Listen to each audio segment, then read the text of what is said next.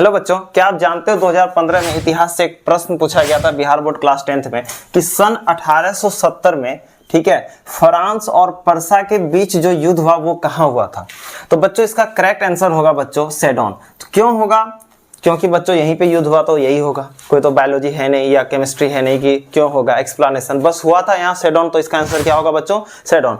अब आपको इससे जुड़ी और भी बातें याद करनी है और समझनी जरूरी है, क्योंकि बिहार बोर्ड वाले इसमें अलग से और भी प्रश्न जोड़ सकते हैं। तो बच्चों देखिए क्या याद करनी है आपको।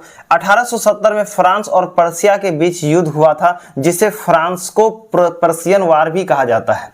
कौन सा वार कहा जाता है बच्चों? फ्रांस को पर्सियन वार भी कहा जाता है। किसके बीच हुआ था? 1870 में। किसके बीच हुआ था? फ्रांस और पर्सिया में। हमेशा याद रखना बच्चों।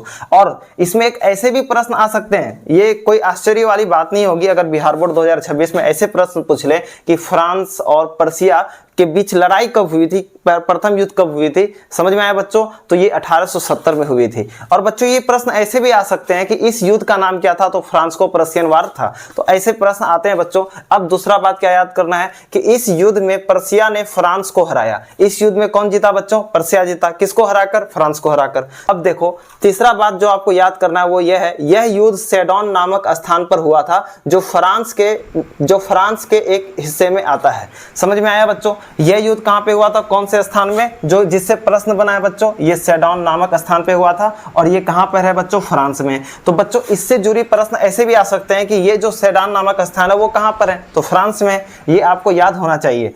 अब है बच्चों यह युद्ध का कारण क्या है बच्चों? ये भी आ सकते हैं। तो इस युद्ध का कारण था बच्चों राजनीतिक और सैन्य कारण।